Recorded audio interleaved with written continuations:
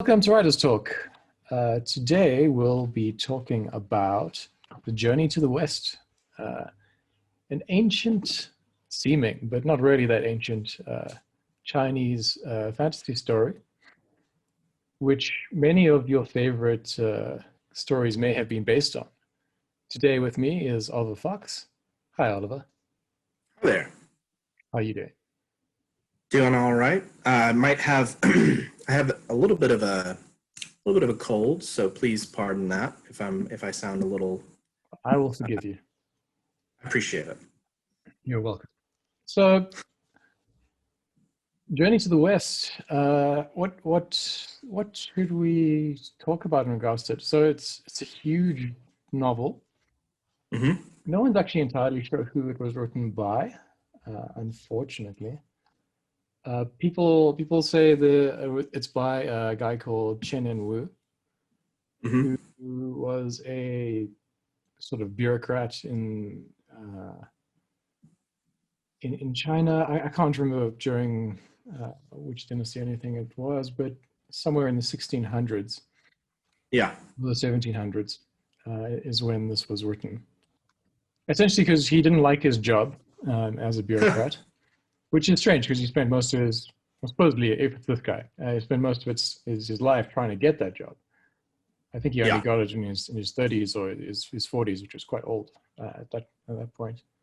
He had to pass a lot of exams and know a lot of arcane things to get into that sort of position in China. And Yeah. then he hated it, so he went home and he wrote stories for the rest of his life.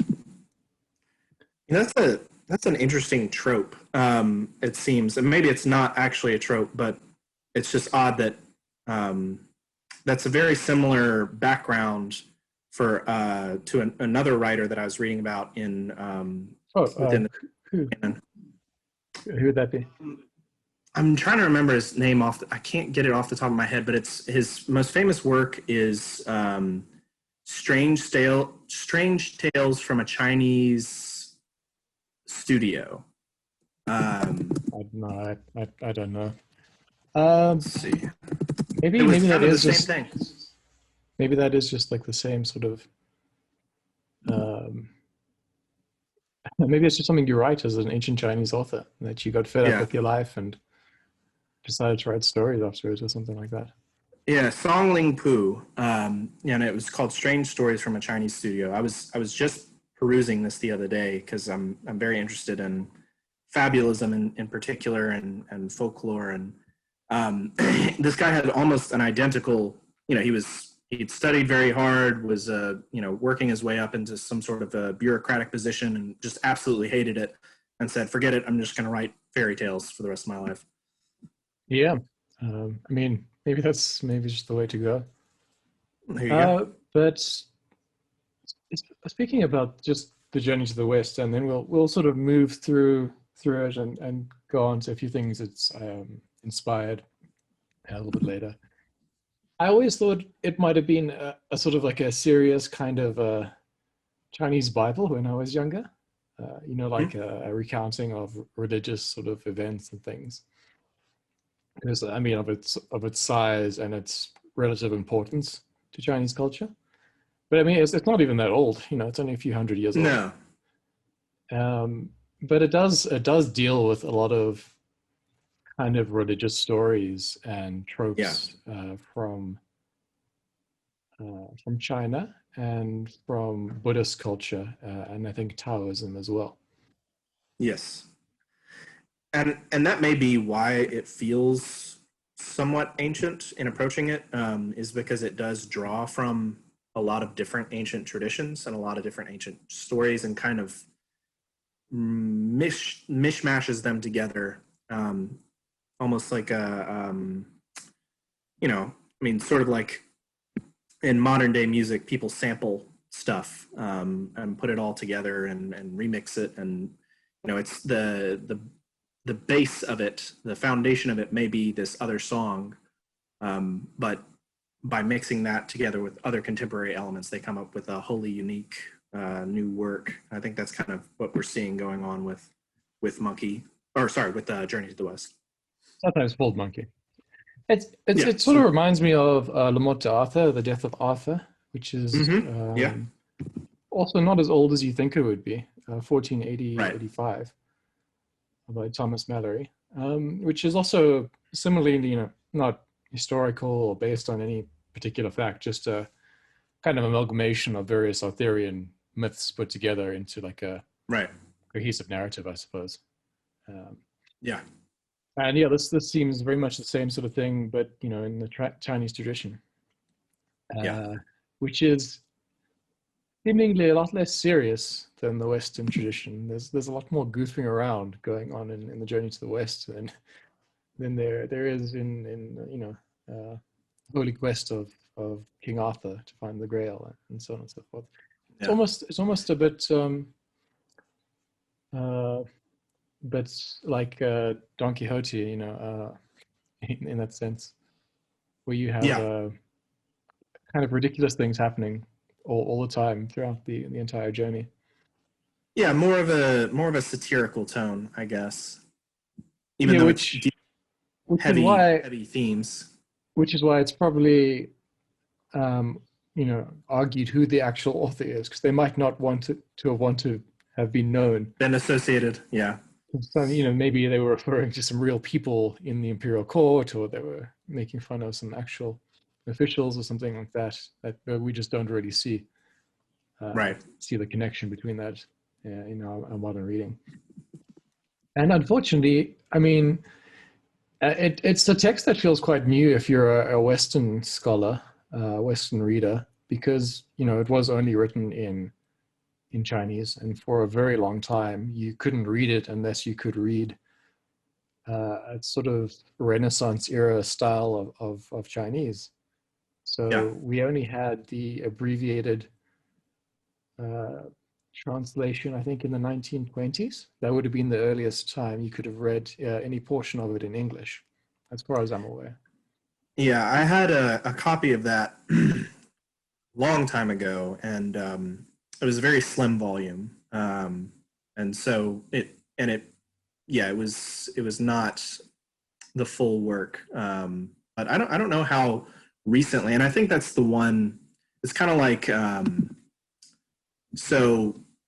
I don't know if you're familiar with. There's a French author who goes by the pseudonym or went by the pseudonym Colette, but at least in my experience, it's very difficult to find her works translated into English just because there hasn't been that much scholarship done in the English speaking world. And kind of similarly, whereas you can now find full translations of Journey to the West more often than Yeah, I you're going mean, to find that slimmer version.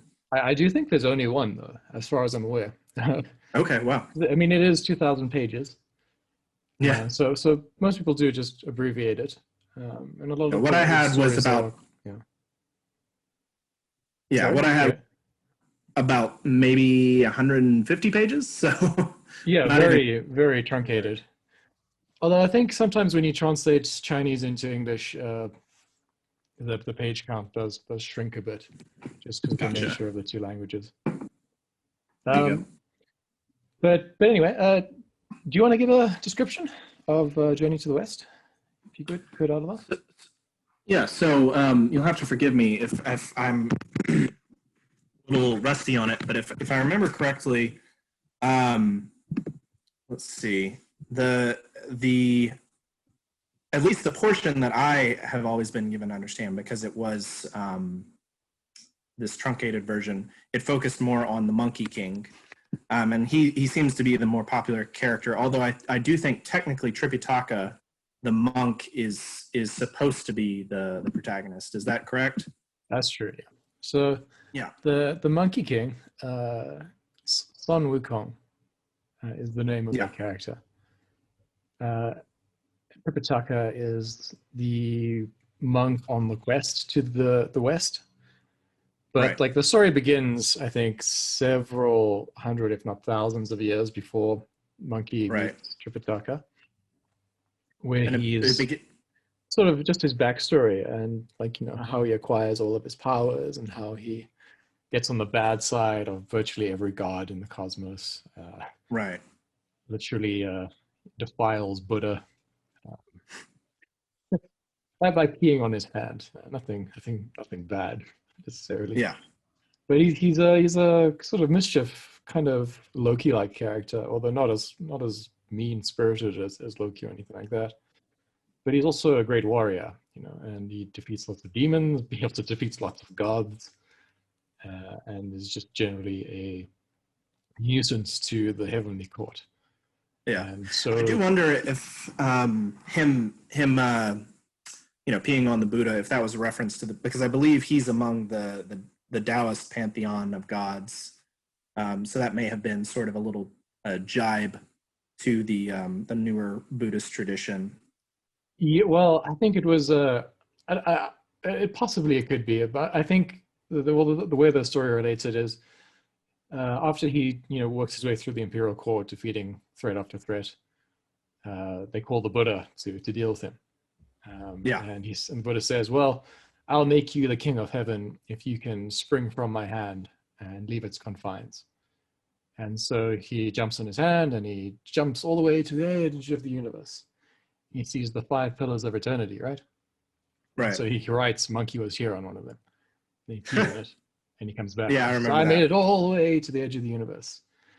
But then Buddha shows Monkey his hand. And he says, "All the universe is in my hand, and the 5 pillars of eternity are just my fingers." And he shows a little scroll of writing on one of the things, and it smells a bit like monkey pee. So yeah, and then this is all coming back. Yeah, and then he throws a mountain on top of Sun Wukong, and he stays there for 500 years until our hero, main character, Tripitaka. Mm-hmm. And these are all like weird translations of the Chinese. None of the names are like literal, sounding names or anything. So it's like Tripitaka is just the English version of the name. Sun Wukong's the only one they really keep sometimes, but sometimes they just call him Monkey as well. Okay. And yeah, so Tripitaka frees him, uses a magical kind of circlet on his forehead, which can control the monkey by reciting some sort of spell. And they proceed on their journey to enlightenment to the West. And by the West, that means going from China to India to find the living Buddha. And then things get more episodic from there, I think. Yeah, with it being 2,000 pages, and that is, I wonder if that does have something to do with, the other literature that it's drawing from. I wouldn't be surprised if it borrows from the Mahabharata, which is sort of the Indian epic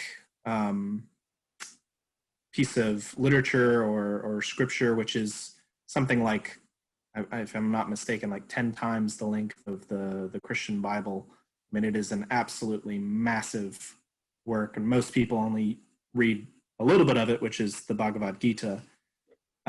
Well, they certainly have monsters and demons, which seem to be like Hindu kind of. Right. Although throughout the thing, they're arguing for like Chinese Buddhism, sort of as the real religion, and anything else is the worship of demons and that sort of thing. Gotcha. Which is Tripitaka's kind of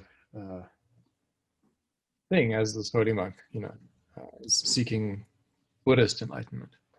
So they do fight like Rakshasa, which would be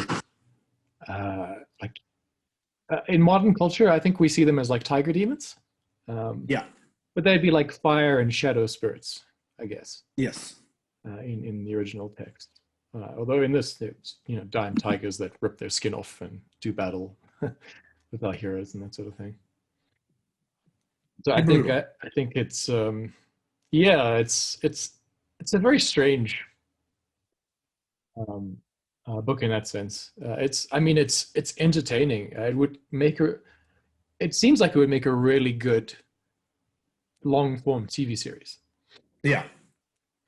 But they have tried that, and I'm not sure it really worked out very well in any of the adaptations. It's too long. There's like there's 100 chapters. Oh wow. But yeah. Yeah, So I you're think saying? Yeah. it would require some serious trimming down, but it almost reminds me a lot of just with the episodic nature of it. It does sound almost like um, in the West, what we would call chivalric romances.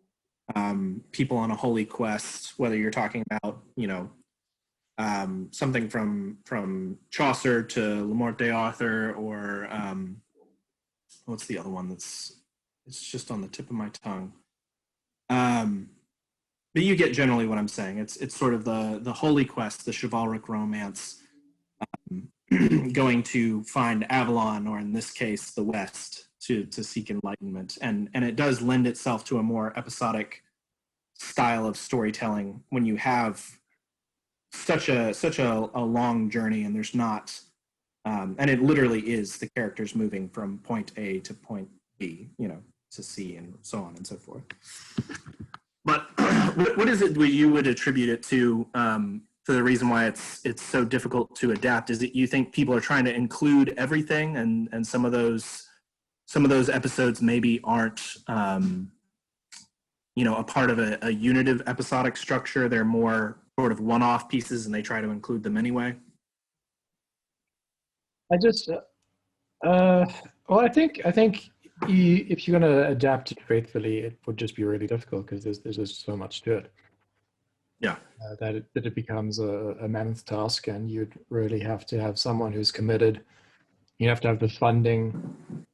I mean, not even like, the cultural arms of like, the Chinese government seems to be willing to go, commit to that sort of length of production. There's been some Japanese sort of movies, some Chinese adaptations, sort of miniseries and such. Yeah. But none of them have been, I don't think, particularly good.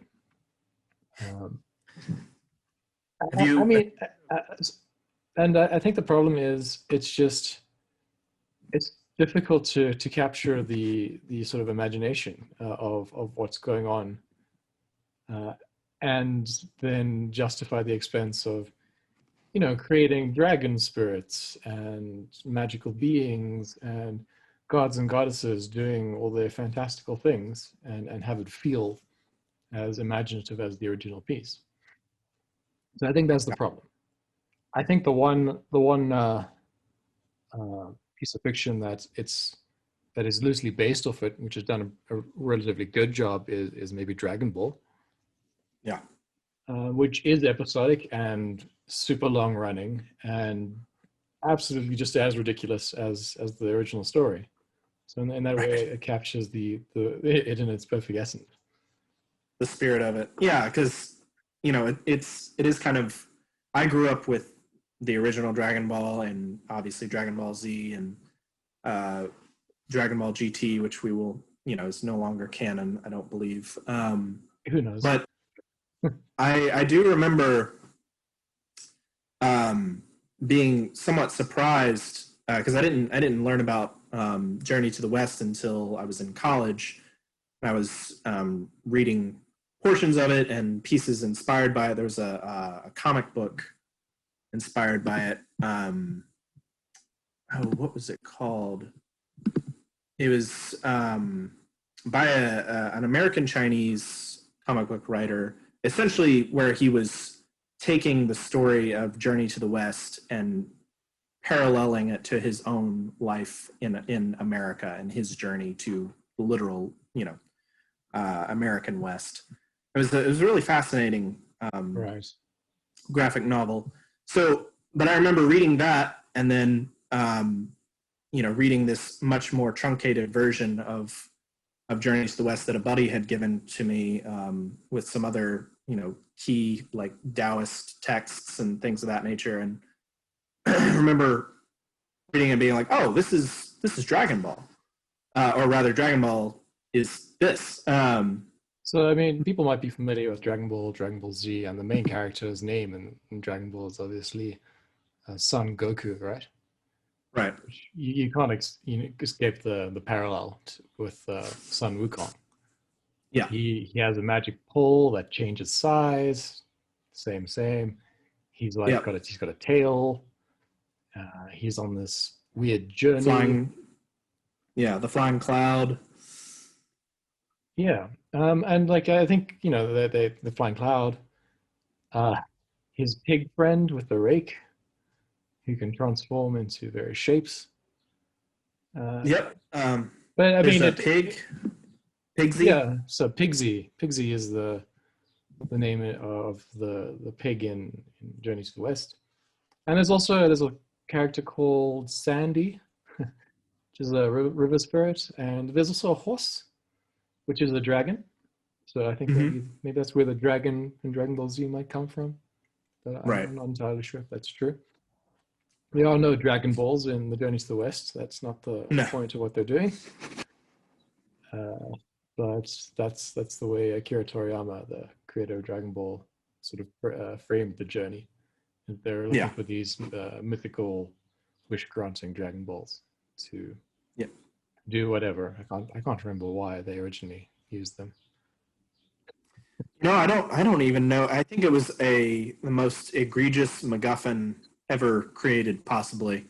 It was just collecting them to collect them. And then just wonderfully abused thereafter to solve any problem that he found particularly troublesome in his narrative. Yeah. Well, because what would end up happening was, they would get into all this trouble trying to find the Dragon Balls, and then once they got them, they would use them to undo all the trouble that they had caused trying to find them to begin with. Yes, so, yeah. Very circular. But yeah, there's definitely the spirit of Sun Wukong is definitely alive and well in Goku. And the only difference being, I think, that Goku's a little dim, whereas Monkey was. I mean, he was not the brightest, but he was definitely witty. He had a sense of humor about him. He sort of had like a odd kind of nobility, I think, in the way he sort of conducted himself, although he was horrendously impulsive, just like Goku. Yeah. I mean, he didn't hesitate to fight, didn't hesitate to insult, didn't hesitate to file Buddha's hand, and that sort of thing. But he doesn't come off as a country bumpkin kind of character in the original. The way that Goku does, yeah. But like you said, there's definitely that sort of continuing episodic structure with both of them, where it just sort of becomes an excuse to just explore all these different wacky characters and locations, and eventually, once production companies with Dragon Ball got wise, which was pretty quickly, they realized, people are only here for the fights, so let's just make it entirely about that. Whereas I know that there are quite a few exciting fights in Journey to the West. That is not the sole focus of it throughout the rest of the work. I mean, it's difficult to really say. I mean, because a lot of it is just about sort of, the journey and interesting things that happen along the way. But most of the time, it is a demon that blocks the road, and they have to fight it or solve some sort of riddle or enlist the aid of some sort of MacGuffin to do something. But it starts to become clear as you read it that these aren't sort of just random events that are happening. It's sort of trials that are being placed as roadblocks for the main cast to overcome.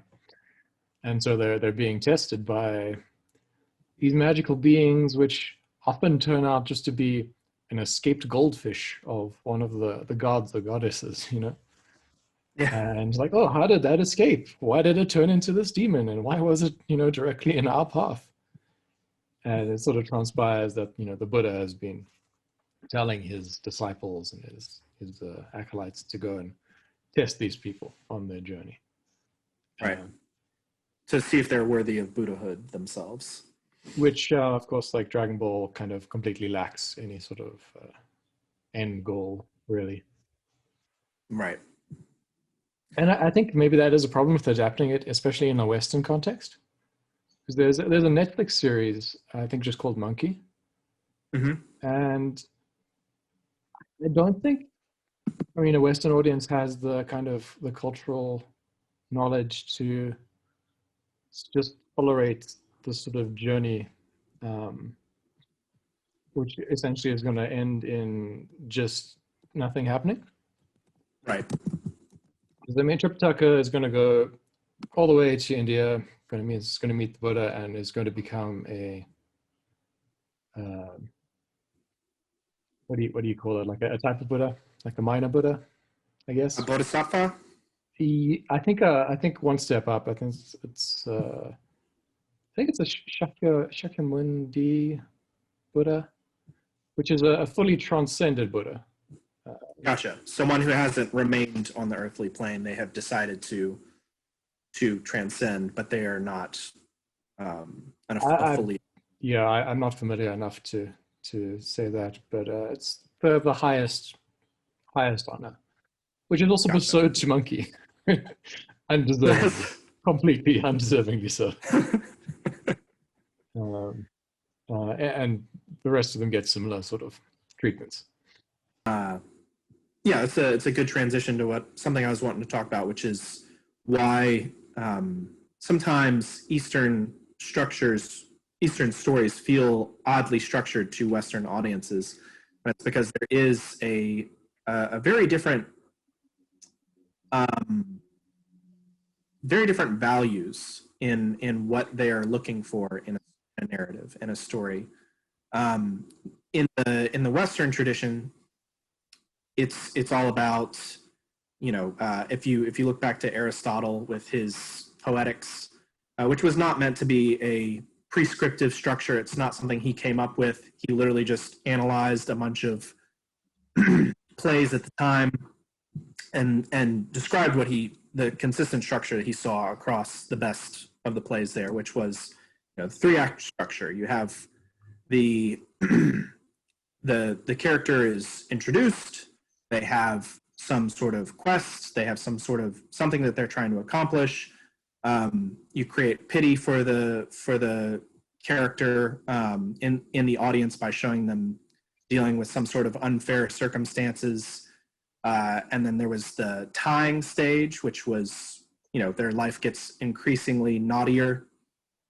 And then at the midpoint, you would have when they begin to fully confront their problem and begin to successfully untie it or fail to untie it.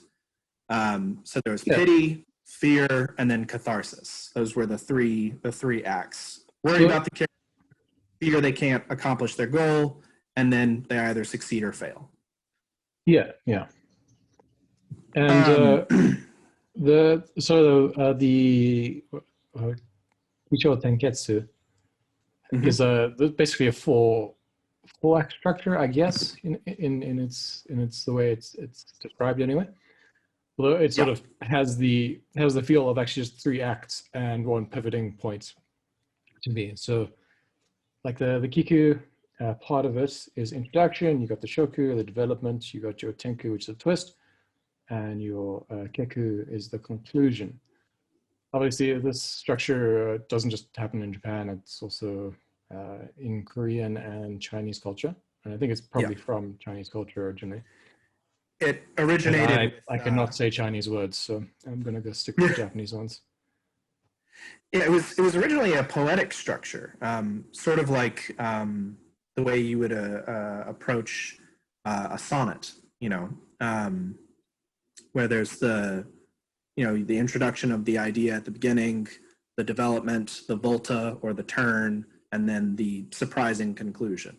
So it's very simple, very similar to Western poetic structures, and that's exactly what it was used in China for a long time. But then someone got the bright idea of adapting that for narrative as well, and that means that at least 3 of the 4 acts, or as you were saying, 2/3, and then the turning point, the volta, or the hinge point is spent on just introducing and developing characters, right?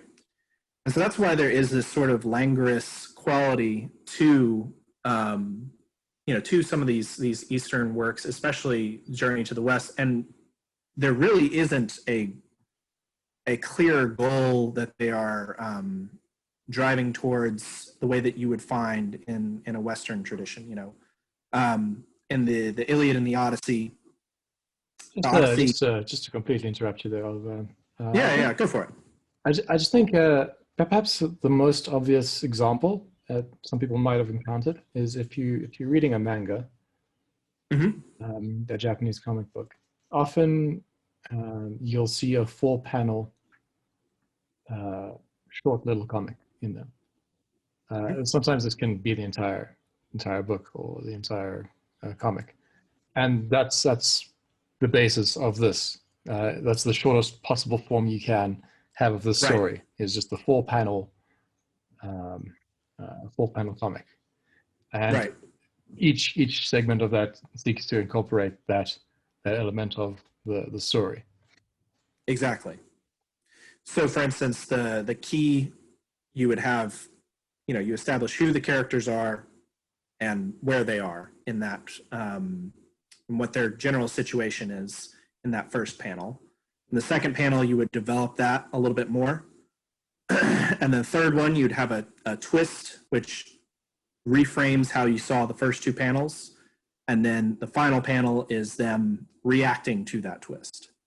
And when we say like introduce and development, it doesn't have to be, at any great detail, right? It's just they're in a room. Something happens in the room. Something contradicts what's just happened. It concludes maybe in a funny way. Exactly. Yeah. And I think it's, I mentioned poetic structures as a parallel for it, but I think in contemporary times, what it most closely parallels is a joke structure. Yes. Yeah. For anyone who's studied, humor or comedy, the way that jokes are often structured is, you introduce the concept with the first part of the joke. You just begin with, what the situation is, and you get a little bit of development, a little bit of background. Then you have a fitting but unexpected twist, unexpected but inevitable twist.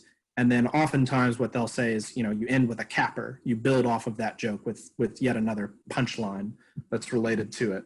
And that's kind of the way the Kisho Tenketsu structure works. But we're seeing it both at the macro and the micro level, within the scene, within the narrative, or starting with the narrative beat, which is, a sequence of action and reaction.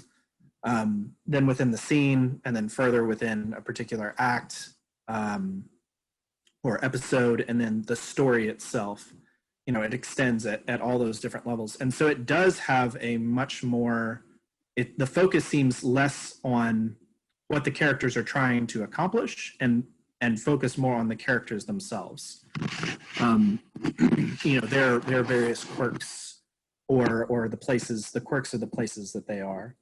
Which I think some people can find a little bit boring sometimes. Yeah. Is maybe some complaints you hear about Ghibli movies. Is that nothing really ever happens in it? Right. Because it's mostly just about getting to know the characters. Yep. And in the last 10 minutes, something happens and the movie's over. Yeah. Yeah. And we spoke a bit about Howl's Moving Castle in that regard. Right, where there is a greater struggle going on, but it takes the back seat. It's sort of tangential to what the story is focused on, which is these characters' day-to-day lives. But so I do wonder if maybe one of the things that would make it more a work like Journey to the West more engaging to Western audiences is if that Western structure was applied to this Eastern story, or originating there, if that could somehow tweak it enough that it would feel more engaging. But I do also wonder if that would sort of strip the essence of what it's all about. I don't know. What do you think? I think a lot of people just like anime, and that's basically in that structure already. And I think it should just be structured for those sort of people who are able to put up with it. I mean, not everything has to be for everybody, and Right. it might just not be for you if you're a person who expects constant progression of the plot. Right. So I just give an idea about Journey to the West, right? So the other page, but I think it is exactly 100, um, Chapters or 100 episodes. chapters, yeah, 100 chapters in length, and it's only at chapter 89 that they get to India, Oh my goodness. right? And then it still takes them, I believe, 17 years from that point Wow. to reach where the Buddha is, and Yeah. then they go back to China in one chapter, right? At the end. So it's just, it took 40 odd years to get here, and then we went back. It was no problem really. Yeah. And I think they make fun of that quite a lot in the story, because like Sun Wukong will just fly to Buddha several times during on his magic cloud and leave his companions behind. He'll go get a thing and he'll come back, and he just really mentions it. That's amazing. So even within the story, there's a sort of self-consciousness that this is a little silly. Yes, yeah. That these characters could obviously make this journey much more quickly. This could all be done and over with. But then you would lose out on the fun of all these little silly adventures along the way. So I think a lot of people will be listening to something, but that's fine. I like characters interacting with each other, and I could just watch more of that. I mean, that's the favorite, maybe the favorite part of the fiction that you watch, right?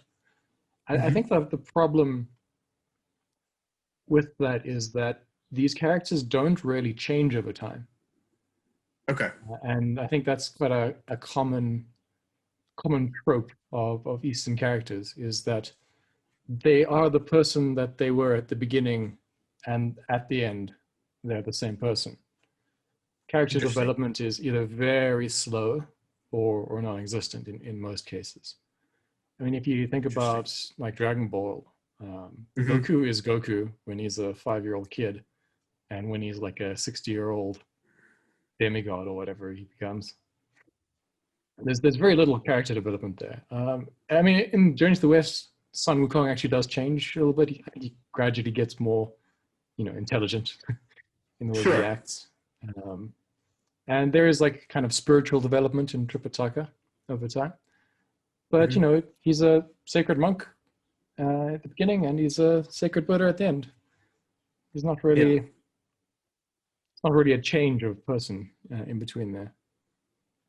Whereas I think if you think of your favorite, like maybe anime, or I don't know if Korean movies are similar to this as well, there isn't really like such a huge character arc in most of those structures. It's more the circumstances that are drastically different. And so if you really enjoy that interaction, it's going to be the same interaction, again and again and again. And the only thing that's going to change is not the characters, but the external forces acting upon them. Right. So about seeing how they would handle how this rock of a personality, faces off against all these different circumstances is more the emphasis. I mean, I can think of a few maybe notable exceptions in some well-known manga, anime. ReZero sort of stands out as something that actually has like good character development of the main character, from like a whiny brat to someone you can actually like kind of depend upon. Um, but on the other hand, a lot of shows and a lot of books I like that are in this tradition just don't have that. Do you think this is at all related to a larger trope in world literature? I've heard some people talk about how in a story the character has to change. I don't know that that's necessarily true. I think we see that especially in comic books and superhero stories, where there is a character who is fighting for what the author is proposing as, truth and justice and what is righteousness. And so it's not so much that it's about the character changing over time, it's about them changing the world around them. Does that make sense? Like a Superman would be an example of that, right? Yeah. I mean, Superman. he's a solid rock. He's unchanging. He's the good guy. Even Right. when at times he seems like he's the bad guy, he's just pretending to be the bad guy to get a point across, sort of thing, right? Yeah, I think I've mentioned it before, but a great quote from a Captain America panel, um, where he's just generally talking about how, no matter what he faces, he says, I won't move. I say to the rest, you move. And that's sort of, I think that can work if you have a character that you're presenting that enough people can identify as a respectable moral center within the story world. And I wonder if do you think that Yeah, just to go to your Captain America example, right? If you look at just the Marvel universe, movie universe, they give him a lot of opportunities to break his character, right? Mhm. That sign this accord, just change a little bit. Things will you won't like it so much, but it'll be fine. And Yeah. he almost sometimes does, but then he decides not to. Yeah. I think that's sort of like the Western character arc there, right? Is that he doesn't break Yes. in like the Eastern context. I think he would just refuse any temptation at any point, Hmm. or it would be in his character to do so or to not do so, and that would be established from the beginning, right? Gotcha. So Pixie is greedy, so Pixie is always going to take the demons up on their offer of food, no matter how many times he's been tricked about this. And Wukong is always going to fight the people, even though he knows he should be talking to them. Doc is Right. always going to suggest like some sort of compromise. And I think even I kind of want to speak about this. There's another comic series which has just started airing on Amazon called Invincible, Hmm. Yeah. which is a satire of Superman, basically, Right. or satire of the DC universe. And the Superman character in that is called Omni-Man, and he is basically Superman. Except we learn very early on, he's not actually a good Superman. He's sort of kind of pretending to be good. And I don't want to give too much away, obviously, because it's a new series, and I think a lot of people are going to be watching it. But he has a fascinating character arc because it's obvious to anyone who's watched the first episode. So spoilers, skip ahead 5 minutes. He kills the Justice League, right? Their equivalent, and that's the basis of the season.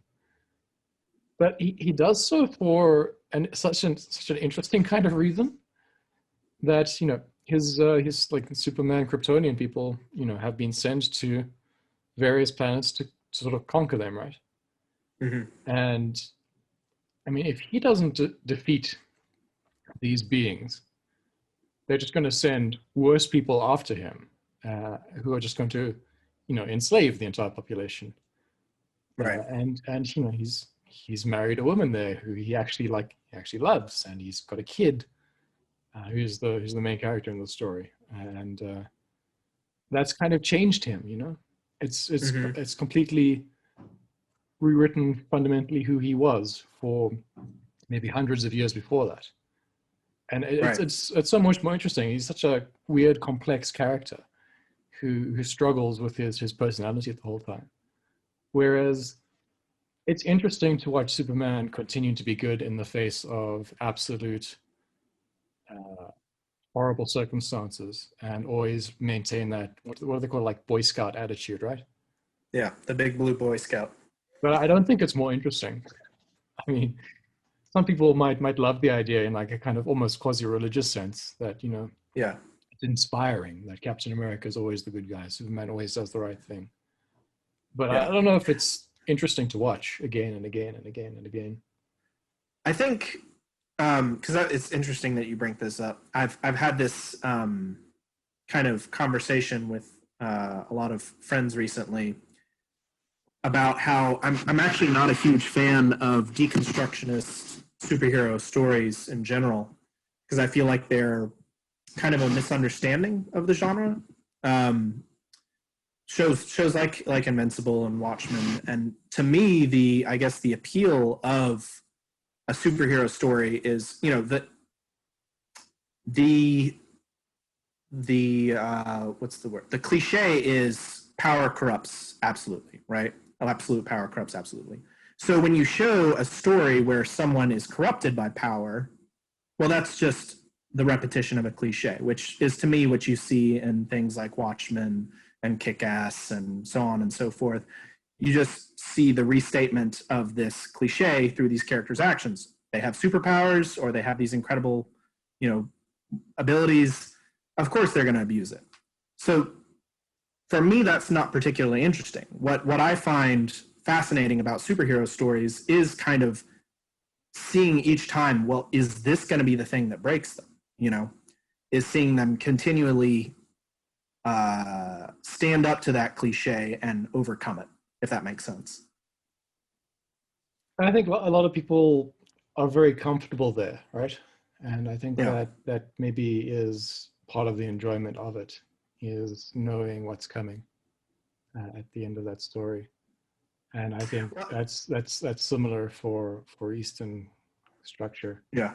is that I know something is going to change in this character's life, but I kind of know how they're going to react to it, and I know the twist is going to be resolved in a way that makes sense for that character's personality, Right. and it's going to come back to a place that is logical and somewhere in the beginning again. Yeah. Yeah. I guess for me, the it's funny because I do see the deconstruction of superhero story as predictable because it's like, oh yes, of course, you know, um, eventually we're going to see uh, Rorschach abandon his ideals, right? Eventually he's going to snap and do the wrong thing. Um, that's the whole point of this. What we've telegraphed. I mean, who wrote that comic, Watchmen? It Frank, was oh no, not Frank Miller. It was oh shoot, who was it? well, Alan Moore. Alan Moore, yeah. Alan Moore kind of hates superheroes, though. So He does. Yeah. his version of a superhero story is not actually a superhero story. So I wouldn't No. suggest that for anyone who actually likes superheroes. Uh, Invincible. Also forgot the author's name. It is He's the a same guy who did The Walking Dead. it.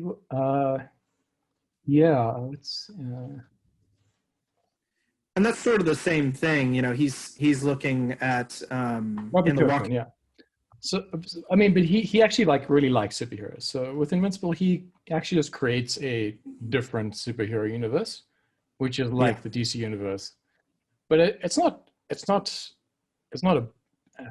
a mockery of anything. I mean, it is in Sure. itself its own thing with its own internal logic. And I mean, his idea was just, what if Superman isn't who he appears to be? But it isn't a mock. He isn't just trying to mock Superman or change things in a way just to provoke some sort of reaction. It makes Sure. sense as its own story, and characters develop in very interesting ways, which I think is commendable, as Yeah. opposed to like a weird forced Watchmen plot where I've never really understood the point of what goes on in that story. Similarly, the boys is suffers Yeah. from that a bit, where everybody is just um, unrealistically evil all the time. Yeah. And I guess that's, well, and I mean, I think it's almost, it might even be realistically evil if you had that level of power. And I guess that's why it's not interesting to me, is because I'm like, well, yeah, of course. If you were unstoppable, if you were a god among humans, you would do whatever you wanted. That's the obvious conclusion. So show me. That's why I think it is more interesting to me personally to see the character who has that power and decides to wield it.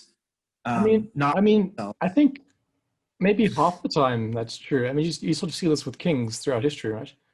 You always have a yeah, good one, and then you followed by a bad one, or followed by a good one, and so on and so forth.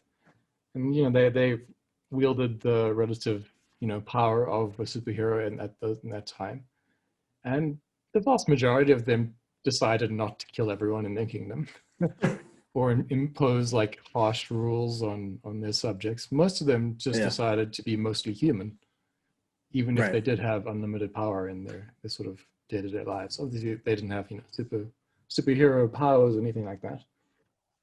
I yeah, just think it's unrealistic that every Superman um, clone is going to end up evil just because he wasn't raised by Pa Kent or whatever.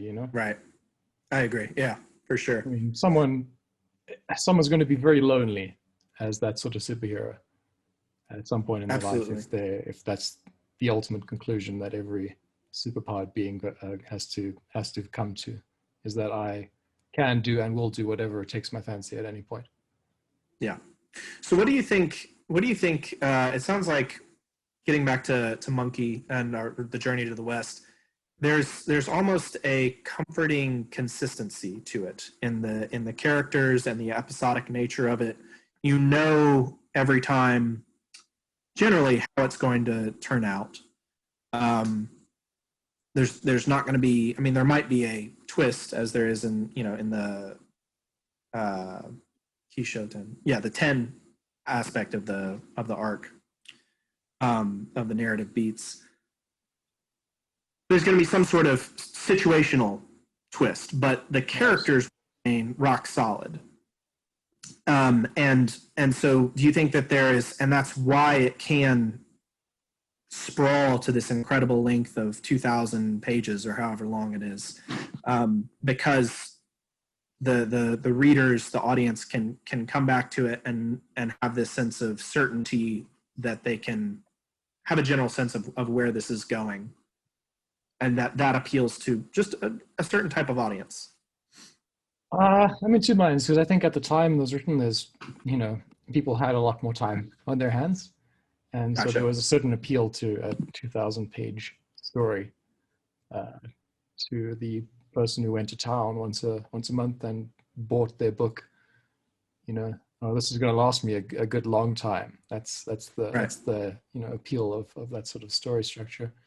I can kind of live with these characters. This is like a kind of a soap opera that they're setting up, where the literate person in the village might go and buy the story and then tell their friends about it, and it provides some sort of conversation for you to have, Hmm. and everyone gets a general idea of the characters, and because the characters maintain that idea of themselves, you can have this conversation with someone who's just read a little bit of it or Hmm. who's read all of it, and still have Okay. some sort of meaningful discussion. uh, Okay. but So there's it's like a still communal happening element to today, it. and why is that happening? Because I think it's still interesting for me and you who live very far apart and probably had significantly different influences in our lives. We can still talk about Superman and, Yeah. and have this kind of conversation because he hasn't changed in 80, 100 years or however long he's been around. Yeah. Good gracious. Has it been? It's almost been 100 years. I think it is, yeah. That is astonishing to think about. And I think that goes back to, and this is something we've we've mentioned a few times in the past, where the idea of, and Monkey is this as well. I mean, obviously he has found new life as Goku, and probably a half a dozen other characters, but he's sort of a super heroic character. You know, he's steadfast. You can rely on him. You can trust. You can go into a story knowing how he's going to, you know, face things. The point of curiosity is, how is it all going to turn out? You know, will that be enough to overcome whatever obstacle he's facing?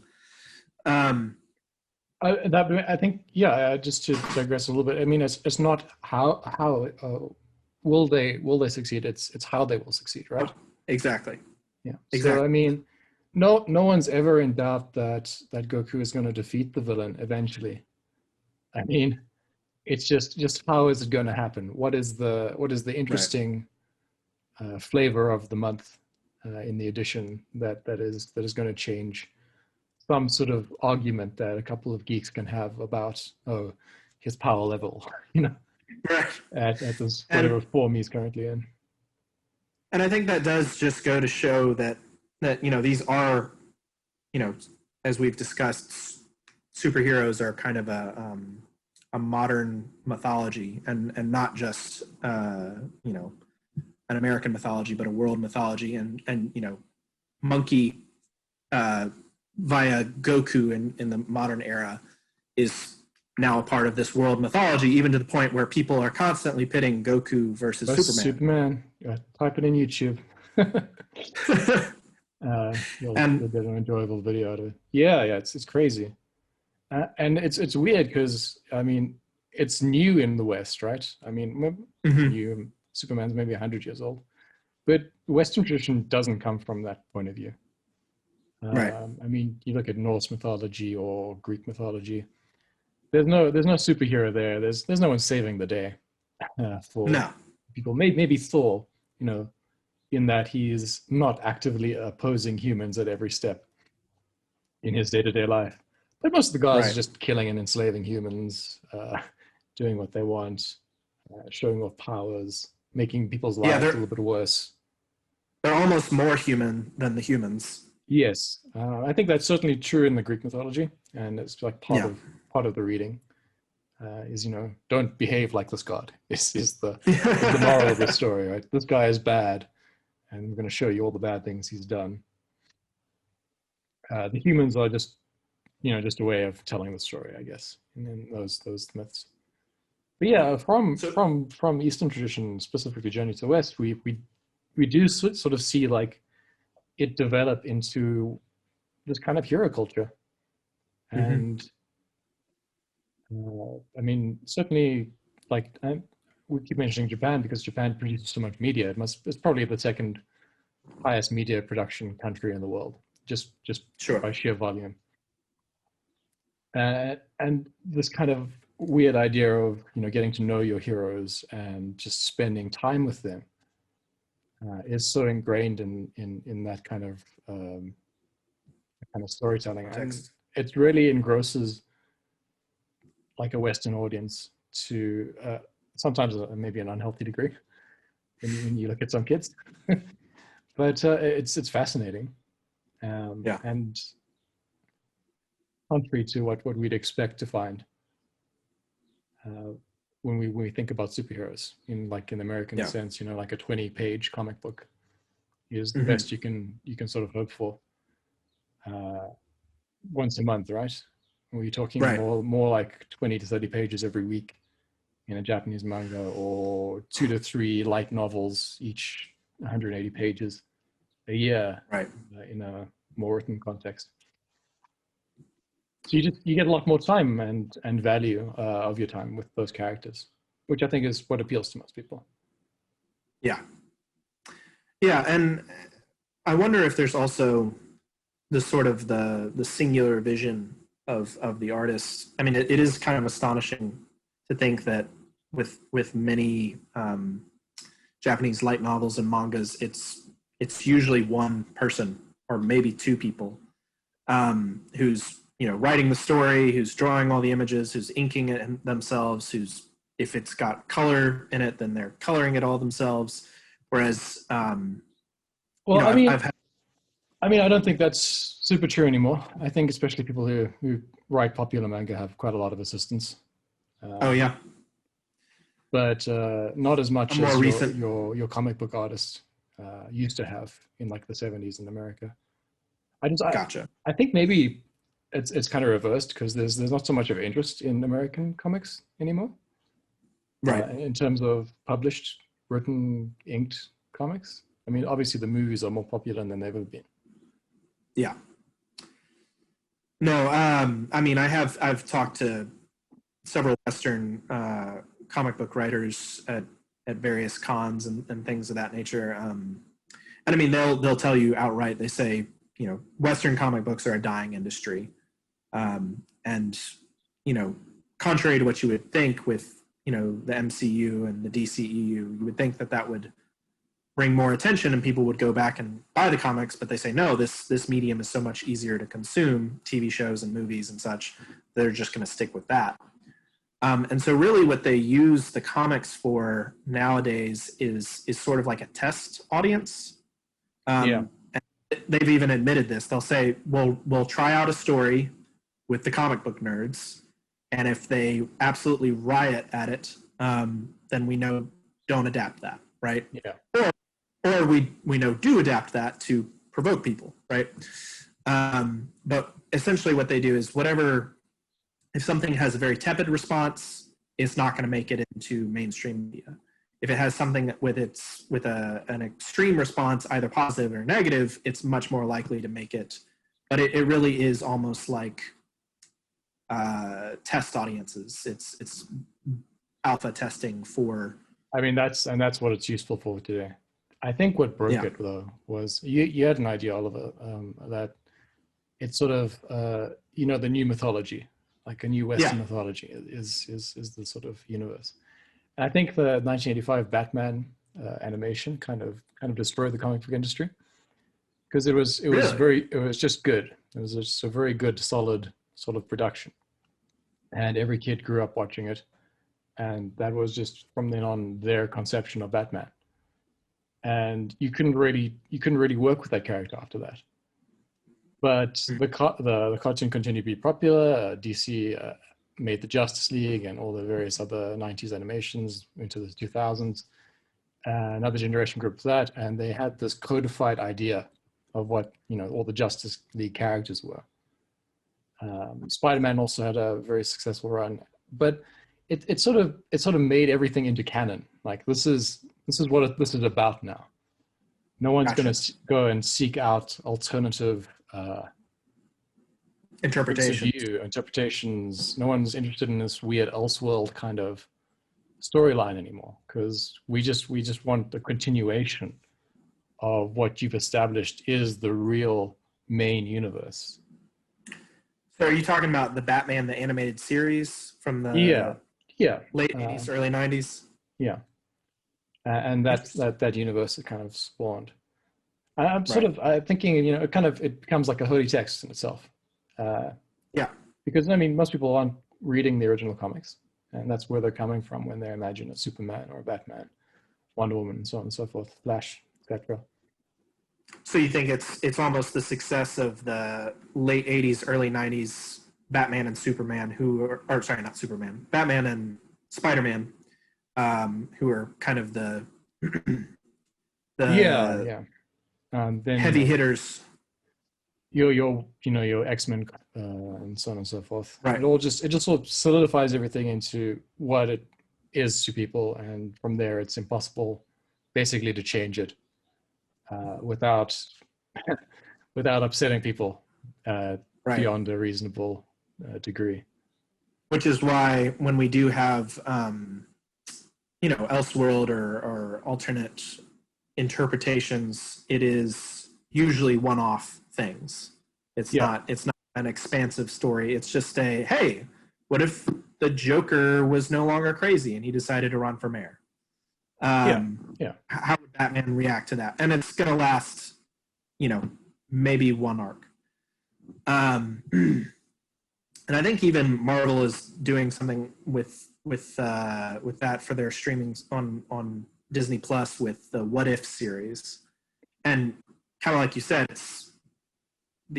it's just single episodes. You know, it's not going to be these big expansive worlds. Or maybe they're trying that out to see if people would be interested in. I think, I mean, but I mean, Marvel is the medium of the universe now, right? I mean, Yeah, more people have watched those movies than have ever read the comic books. sure. So, I mean, that is just who Tony Stark is to people. Iron Man is the most important Avenger to a lot of people. And Right, he's no one in the comic books. He's this weird right. little minor character, right? Yeah, But it's a character Marvel had, and they thought they had a budget to make a movie, and so they kind of ran with it, and that's the concept that's going forward now. yeah. Um, I'm trying to think of a way to kind of tie this all back in.